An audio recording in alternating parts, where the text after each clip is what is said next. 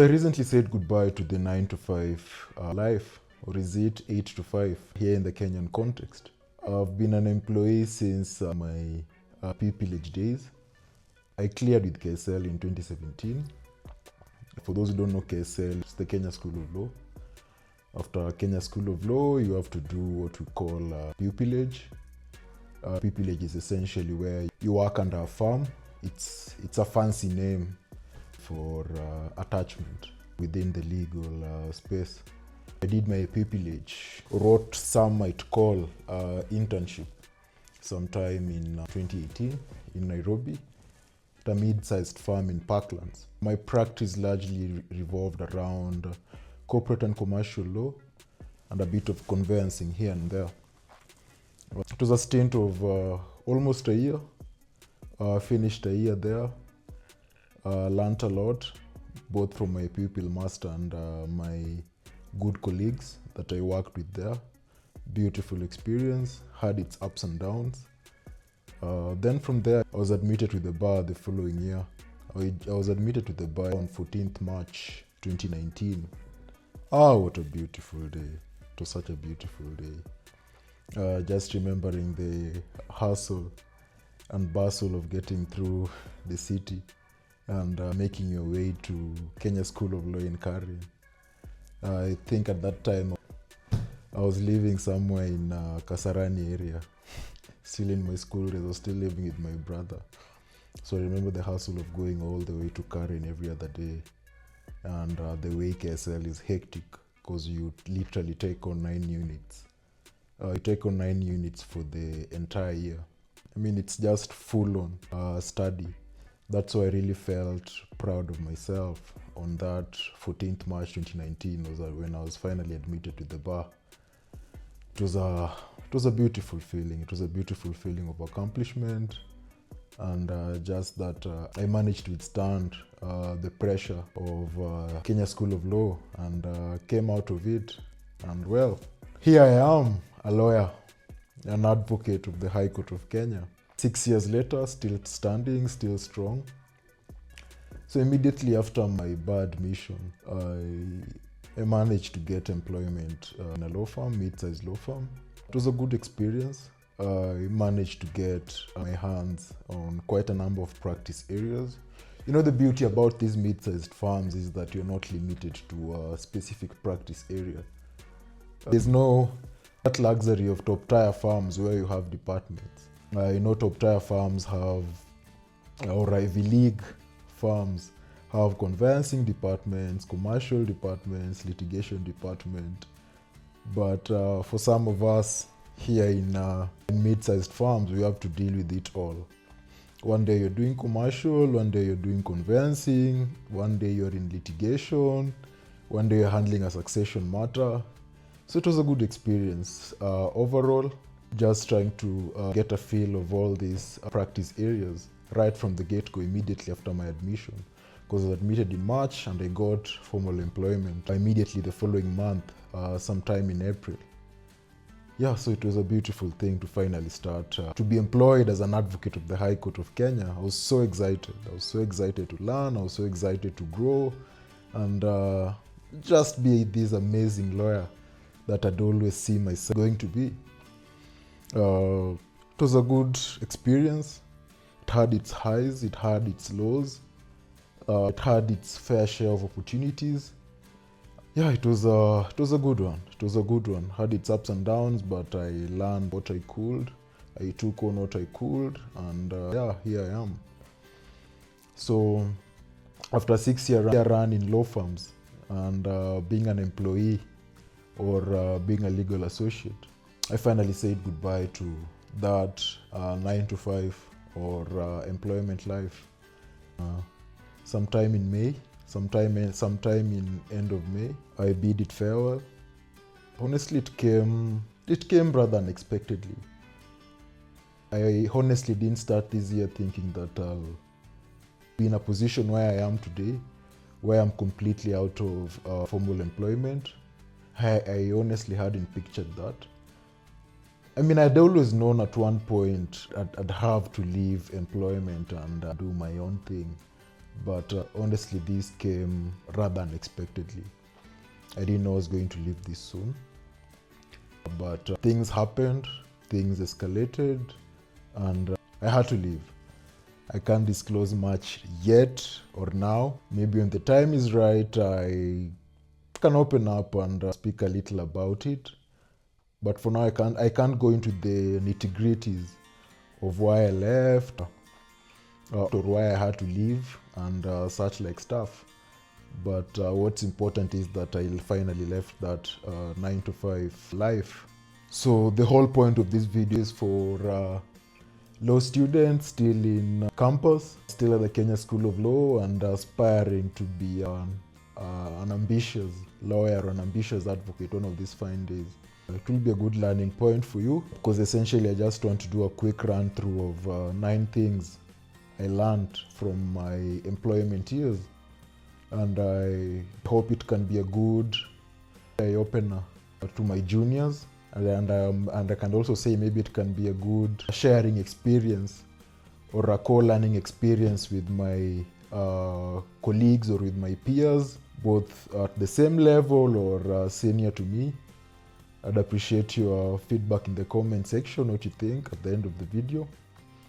Without further ado, let's get into it. 9 things my employment years taught me the hard way. I'd say it's the hard way because some things you're not really prepared for. That's why I'd term it the hard way. Number 1, I gave more time than I was paid for, and I still came out richer. Not in money, but in clarity, in self-awareness, and in boundaries. That is lesson number 1 for me. You know, with the employment life, in whatever capacity you are in, one way or the other, you're still going to give in more than what you're paid for. It's a reality that you need to come to terms with sooner rather than later. I gave a lot of my time.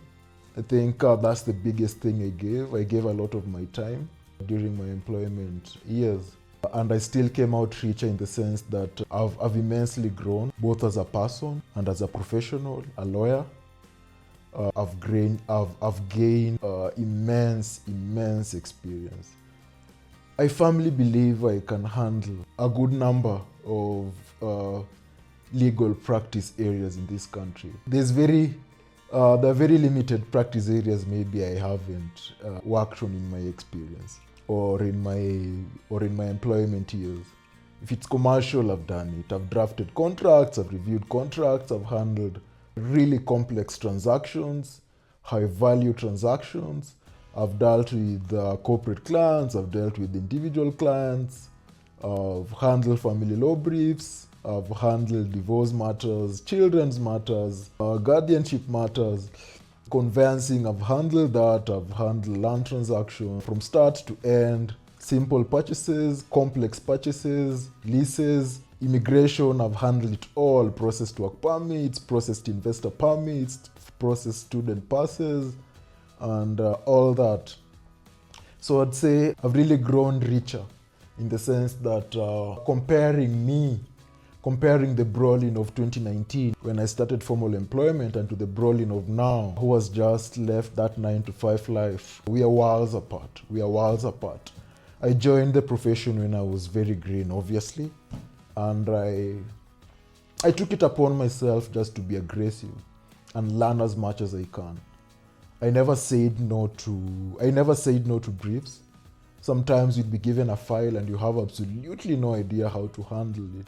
But I'd never say no. I'd take it up and I'd do it to the best of my abilities and to the best of my capabilities without even thinking twice.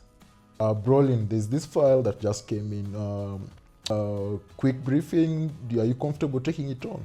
Yeah, sure, I'm happy. I can take it on, and I'll take it and I'd go and absolutely do my research and make sure that I serve the client to the best of my ability and completely ace it. I think that aspect really helped me up in terms of just building up my experience, building up my confidence in legal practice. So it really helped. That is what I mean when I say I gave more than I was paid for, but I still came out richer. I think the experience aspect really comes out prominently. Other than the practice experience, there's also the experience of human interactions, dealing with colleagues within the workspace, dealing with your bosses, knowing how to handle different people from different backgrounds, working with ladies, working with fellow men, working with elderly clients, working with very young clients. I mean, it exposes you to different levels of persons and different experiences, human-wise. So I'd say I also learned quite a bit there. So I also came out richer in that sense, knowing how to handle different people, knowing how to handle different situations. I also really rubbed shoulders with a lot of foreigners. I mentioned something to do with immigration, helping them process work permits and investor permits. You get to learn more about those outside the Kenyan jurisdiction, even as you try and figure out your way within the immigration corridors. Other than that, I also dealt with a lot of foreign-based companies that set up branches in the country. I was fortunate enough to be instructed to work on such entities, and some of them were even my co-clients.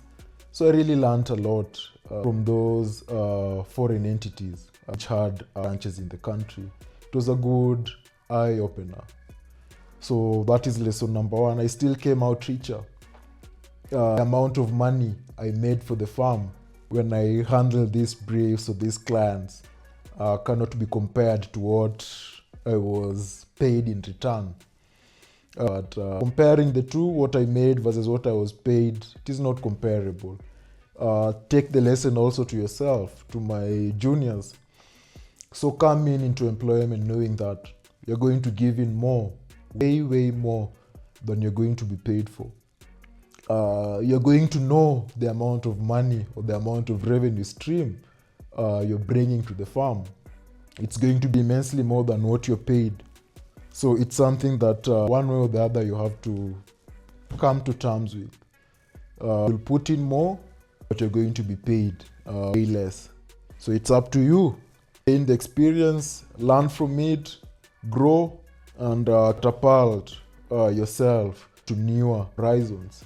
If you're smart enough, negotiate and ask for more. If you feel like the value you're giving or the income you're bringing in or the revenue you're bringing into the firm is considerably more as compared to what you're being paid, you can always negotiate and ask for more.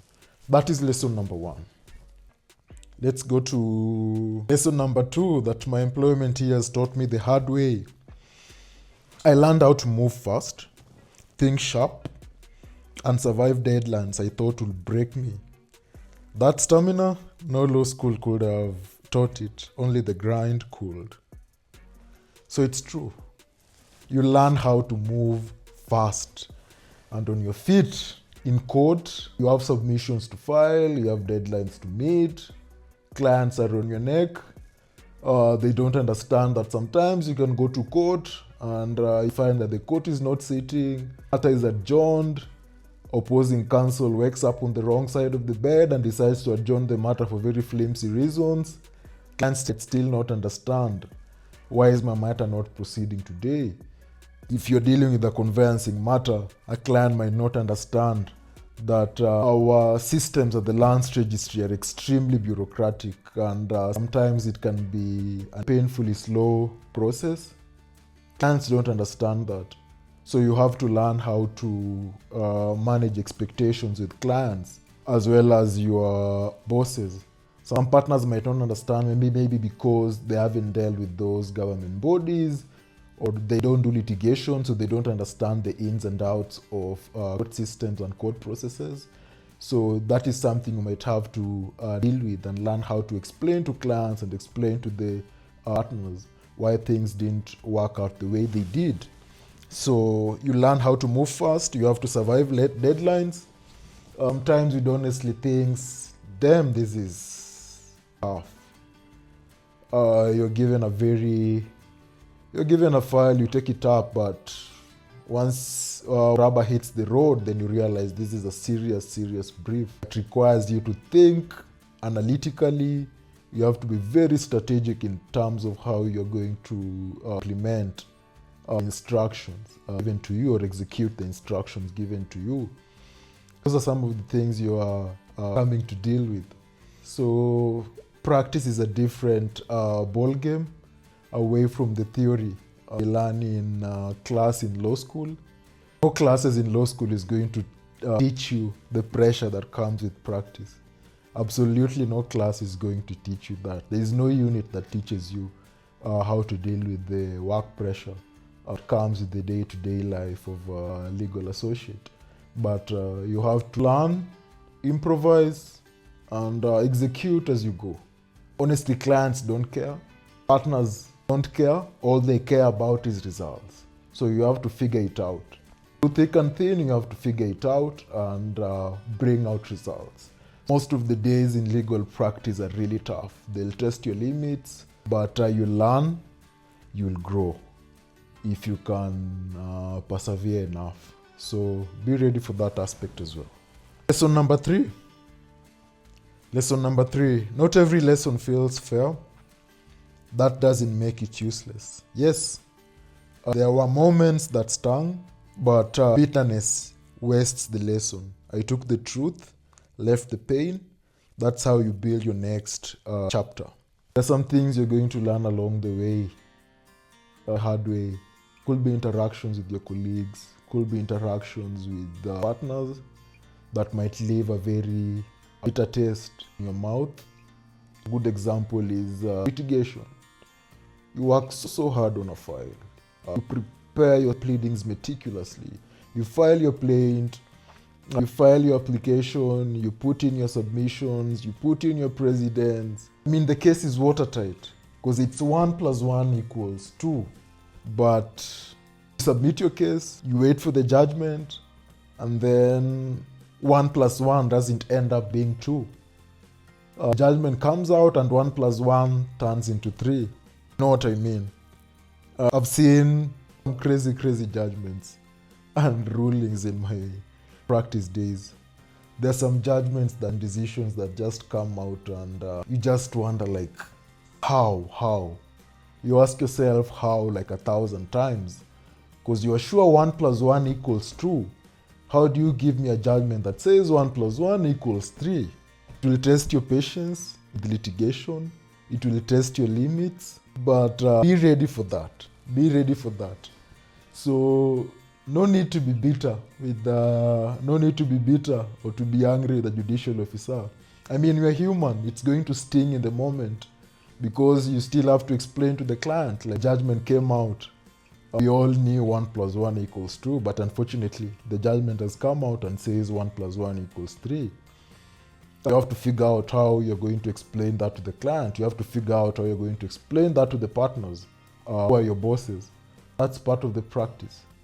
Let's learn from it. One thing I learned from that is that try and know and learn what your judicial officers or judges and magistrates who you appear before. Try and learn or understand how they like their things to be done. If you know other colleagues, try and find out from them if they've appeared before such JOs, and especially if a matter is very sensitive to you or the stakes are really high. It wouldn't hurt to do a bit of research just to learn the modus operandi of a particular JO. I'm not saying it's foolproof, but it can help in terms of just trying to understand, of just trying to make sense how a JO delivers their decisions. It can really help you align and streamline your pleadings. And also consult a lot, both with your seniors in the profession, on just how to go about some of these judicial processes and proceedings. That is just one example, just to try to bring out this point. Some of these lessons, they will never feel fair.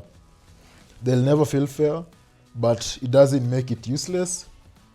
Just take the truth and leave that pain and frustration and bitterness behind. Continue building forward and let bygones be bygones. If it's a judicial case, you can always appeal. If you feel like you are aggrieved, you can always appeal the decision to a higher court. So number 4 says the pressure was real, but so was the growth. Every chaotic Monday and last-minute brief stretched me, not always gracefully, but definitely permanently. What broke my rhythm built my resilience. Actions are going to stretch you thin. Clients are going to stretch you thin. Be ready for that. Partners or your bosses are going to stretch you thin. I'd already mentioned, all they care about is results.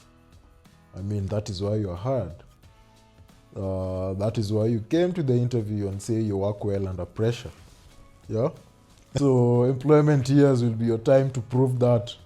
Minute brief, chaotic Monday mornings, where you come in the office in the morning and find an urgent file on your desk needing urgent attention.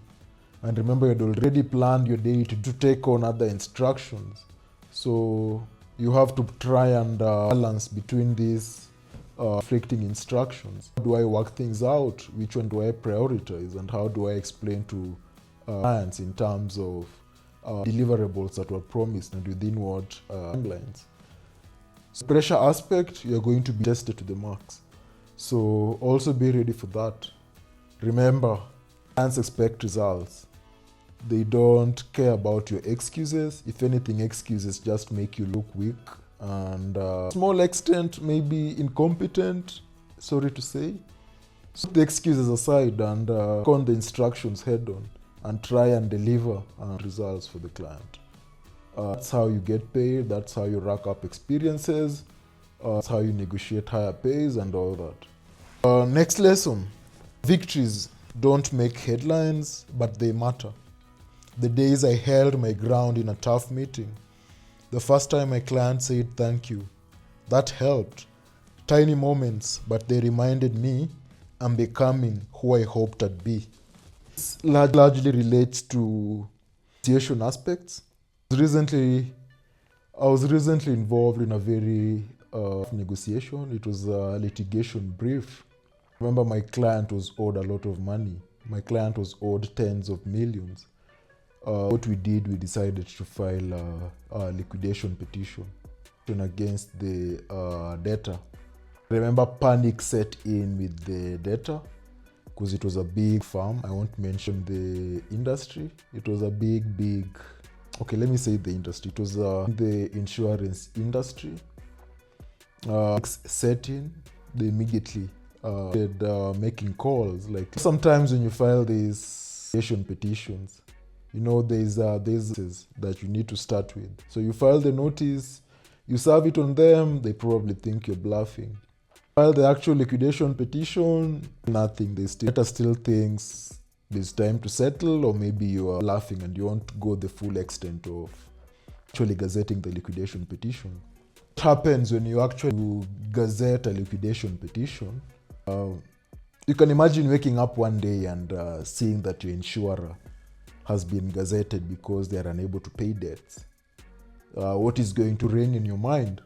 That is what the insurer was scared of. Once we filed the liquidation petition and we got orders for gazettement, this forced them now to come to the negotiation table and work out how we're going to settle this tens of millions debt that they owed my client.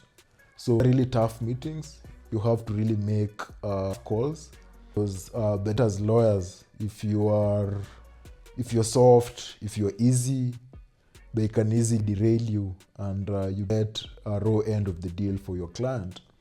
Because someone has come to negotiate, you might have to compromise on one or two things, but you really need to stay tough on non-negotiables so that at least you get substantial for a client, including a bit of costs, just to offset the hassle that they went through, or the hassle that you as the counsel went through in terms of filing this particular liquidation petition.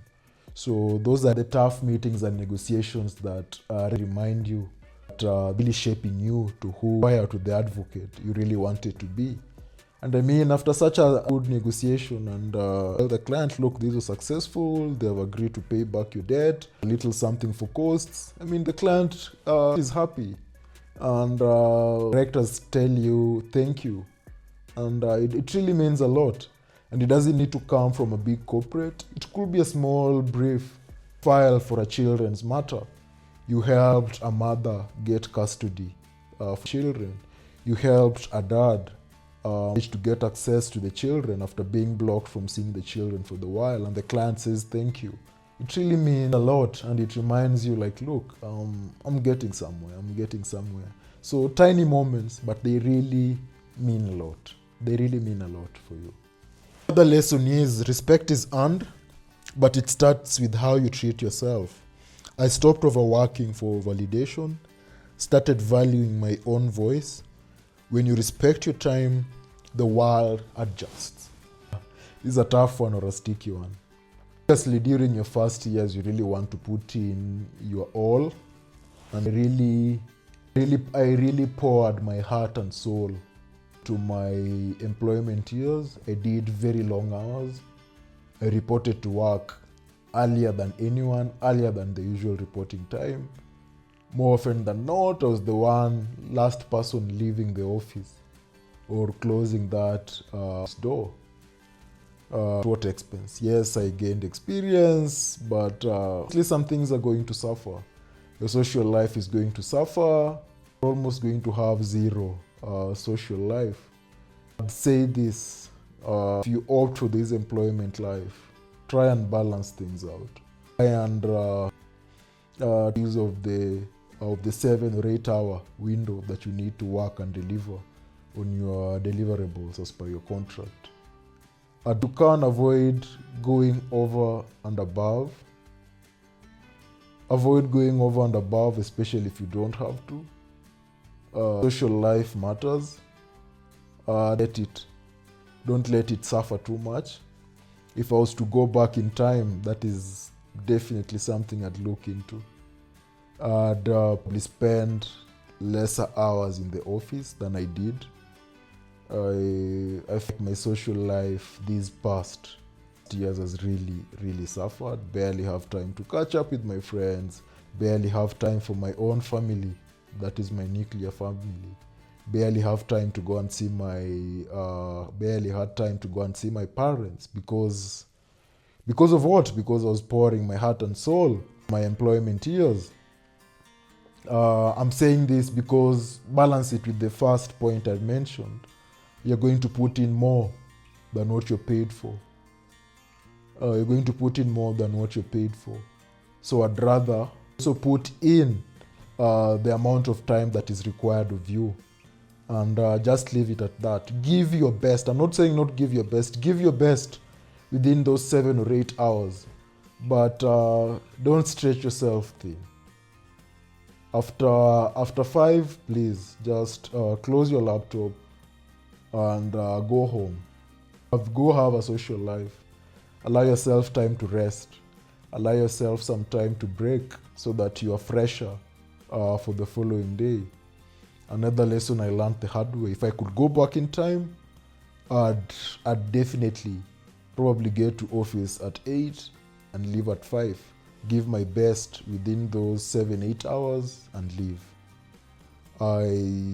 Honestly, I wouldn't go over and above like the way I was doing during my employment years. If you haven't started it yet, then this is your time and opportunity.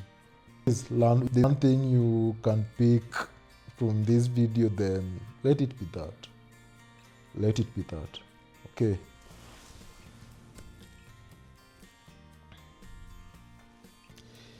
Another lesson is the system won't reward your silence. It will depend on it. Speak, clarify, ask, negotiate. Your silence won't be seen as loyalty. It will be treated as consent. Boils to the last point I've just mentioned. The fact that you are putting in long hours really doesn't mean much to your employer. Actually, you'll be creating a picture that is expected of you. It's very wrong. Strictly speaking, that should not be the case. So if you feel like you're putting in too much, ask. If you feel like you are if you're a significant value to the firm and maybe the pay that you're being given does not match up, speak up, ask difficult questions, clarify, negotiate, and ask for more. Ask for more. Don't be afraid to ask for more.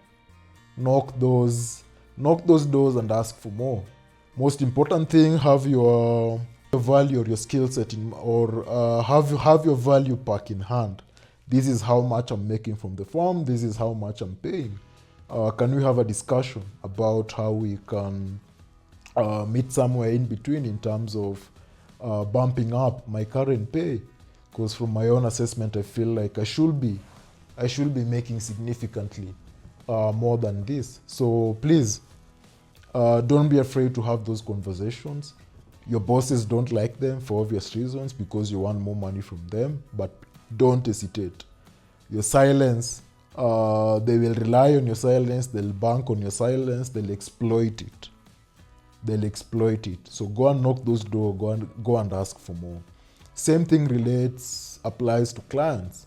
If you feel like a client wants to, whatever your client wants to pay you is not commensurate to what value you're giving them, by all means say no, turn down the instruction and ask for more money. If they're not willing to pay you what you want, by all means feel free to say no and let that instruction go. Honestly, it's not worth it. If the system does not appreciate the value you're giving, it's not worth it. I'd rather you step out early and go look for opportunities elsewhere, or better yet, start your own thing. So ask, clarify, negotiate. Don't keep silent. Next point, the next lesson. The name on my email signature looked impressive, but no one really saw the exhaustion behind it. Burnout doesn't care how prestigious job sounds. I learned the hard way. Remember, I've already said I really put in long hours. So burnout finally caught up with me. More often than not, you'd really feel burnt out, but because you already want to continue delivering results, making clients happy, making money for the farm, growing in experience and all that, you keep taking it all in. Please take those breaks. Burnout doesn't care the title you have. Burnout does not care if you're a partner, if you're a managing partner, if you're a legal associate, if you're an intern, if you're a secretary, if you're a clerk. Take those breaks. Take those breaks. Your mind will thank you later. You'll come back fresher and sharper. So what's the real win for me? The real win for me is that I still, despite having said goodbye to my 9 to 5 and the lessons I had to learn the hard way, I still believe in the law, not just as a system, but as a calling. My laws didn't break me. It built a better advocate. I still believe in the law. I still believe if you play your cards right, you can still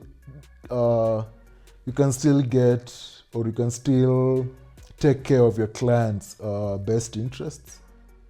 So I still believe in the law to that extent. My laws didn't break me. I had my low lows. I'm not going to lie. I had my low lows. Those moments when you're expecting judgments to come in your favor. You're expecting 1 + 1 to be 2 and 1 + 1 turns out to be 3. Those were really low moments, and you have to explain to a client that the judgment was not favorable. The same thing like a doctor losing a patient in the theater, and they have to go to talk to the family and tell them, look, unfortunately, we tried our best, but it wasn't good enough. It's not an easy conversation to have, honestly. It's never. There are some conversations that will border really breaking you down. But my laws didn't break me. Despite the funny judgments, despite the funny rulings, I still believe in the law. I still believe in fighting for what is right. I still believe the bureaucracies within government systems and within the judiciary can be eased up a bit so that systems and processes can be much faster.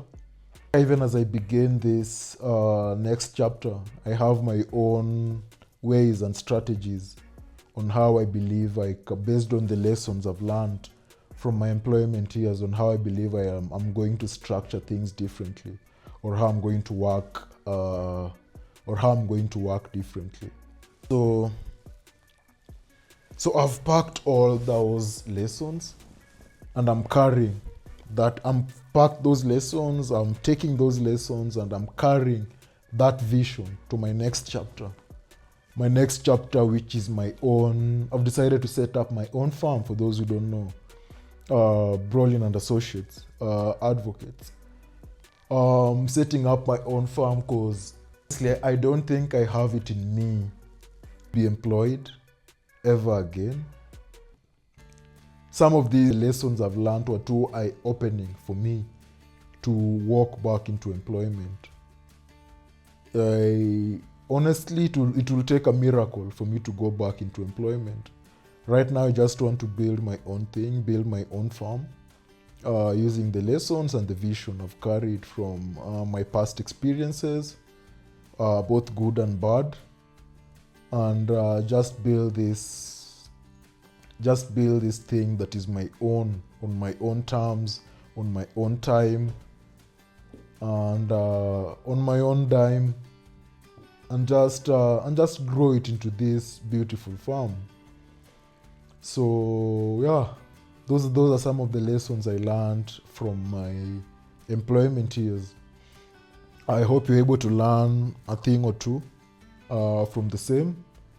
To my juniors, I hope it was a good eye-opener in terms of the do's and don'ts, how to handle certain situations when you come to this other side of the profession. Maybe another thing I'd add: don't stay too long, unless the perks are really good and the benefits are really good. Don't stay too long in one place. Move as much as you can. I know it's always. I know. Not everyone is built to have a farm or start their own thing, but if you can, if you have the zeal, if you have the perseverance to start your own thing, please learn as much as you can, live and just start your own thing. The earlier the better. I think even as I'm still working out the logistics of setting up my own farm, doing branding and whatnot, I think it also hit me like, Brolin, why didn't you start this sooner? You could have. You had the knowledge, you had the skill set. I think there was just this tiny fear telling you, maybe just hold on a little longer. I think the way things worked out at my former firm, and that how things didn't work out, pushed me to the edge, forced me to jump into this sole proprietorship thing that I'd been putting off for a while. So it was a bittersweet ending. So I'm really looking forward to this other side of self-employment. It's tough. I'm not going to lie, it's tough. I'm putting in some crazy hours. I won't even tell you what time I'm shooting this video. Because probably you won't even believe it. I'm putting in some crazy hours. You are the secretary, you are the lawyer, you are the tech guy, you are the clerk, you are everything, even as you just try and start things up and get things moving. But I'm up to the task. I'm really, really excited about this next chapter, bringing in clients, billing, and just taking care of my clients and giving them the best possible outcomes and results. I'll still continue using this space just to share more on my experiences, both in the past and in my new chapter now, even in my new chapter as a sole proprietor. So yeah, if you made it this far, thank you so much for sticking around. I hope to see you in the next video, and don't forget to like, share, subscribe. If you have any questions, leave them in the comment section. I'll try and I'll definitely answer them. If you have feedback, feel free to share your feedback. Yeah, if you want to write to me directly on email, you can do that. You can shoot me an email at brolin@brolin.law, and yeah, I can pick it up from there. Otherwise, peace out.